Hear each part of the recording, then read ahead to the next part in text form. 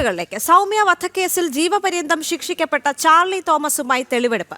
Kannur central ജയിലിലാണ് തെളിവെടുപ്പ് നടക്കുന്നത്. ജയിലിൽ നിന്ന് 4 കിലോമീറ്റർ അകലെ തളാപ്പിൽ നിന്നാണ് ചാർലി തോമസിനെ പിടികൂടിയത്. മിഥുൻ പിള്ള ചേരുന്നുണ്ട് കൂടുതൽ വിവരങ്ങളുമായി. മിഥുൻ, ഒരു സിസ്റ്റത്തിന്റെ തകരാറാണ് ഇത് എന്ന് ഇനിയും സർക്കാർ പറയുമോ എന്നാണ് ഉയർന്നു വരുന്ന പരാതി.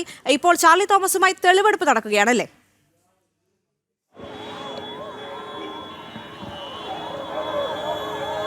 ദേവിക, ചാർലി തോമസ് എന്ന ഗോവിന്ദസ്വാമിയായിട്ട് ഇപ്പോൾ കണ്ണൂർ സെൻട്രൽ ജയിലിനുള്ളിൽ പോലീസ് തെളിവെടുപ്പ് നടക്കുകയാണ്. ആ തെളിവെടുപ്പ് പുരോഗമിക്കുകയാണ്. അതിനുശേഷം ഈ ജയിൽ ചാടിയ ഭാഗത്ത് കൂടി തെളിവെടുപ്പ് നടത്താൻ സാധ്യത കൂടിയാണ് മുന്നിലുള്ളത്. ഞാനൊന്ന് ഇടപെടുകയാണ്. കൊലക്കേസ് പ്രതി ഗോവിന്ദസ്വാമിയുടെ ജയിൽ ചാട്ടത്തിൽ പ്രതിഷേധിച്ച് യുവമോർച്ച കണ്ണൂർ സെൻട്രൽ ജയിലിലേക്ക് മാർച്ച് നടത്തുകയാണ്. ജയിൽ വകുപ്പിന്റെ വീഴ്ച ആരോപിച്ചാണ് പ്രതിഷേധം നടക്കുന്നത്. മിഥുൻ പിള്ള അവിടെ നിന്ന് തത്സമയം ചേരുന്നുണ്ട്. മിഥുൻ, ഇപ്പോൾ അവിടെ മാർച്ച് നടക്കുന്നു, എന്താണ് സംഭവിക്കുന്നത്?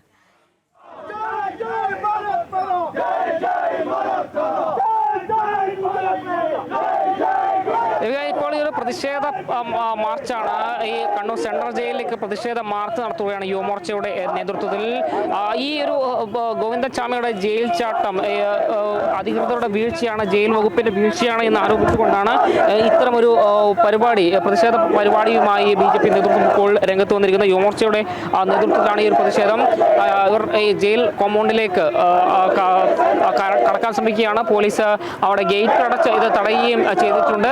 അതിലും ശക്തമായ ഒരു പ്രതിഷേധം തന്നെയാണ് നമുക്കിവിടെ ദൃശ്യങ്ങളിൽ കാണാൻ വേണ്ടി സാധിക്കുന്നത്.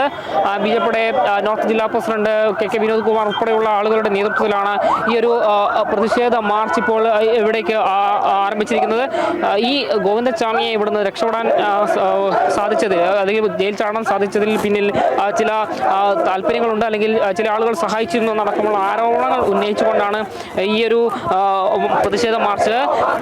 അതായത് ജയിലിന്റെ വൈദ്യുതി അടക്കം ഓഫാക്കിക്കൊണ്ട് കൃത്യമായ സഹായം ഗോവിന്ദസ്വാമിക്ക് നൽകിയിട്ടുണ്ട് എന്നൊരു കാര്യം തന്നെയാണ് ഈ പ്രതിഷേധ മാർച്ച് നടത്തിക്കൊണ്ട് ഇവർ ഉന്നയിക്കുന്നത്.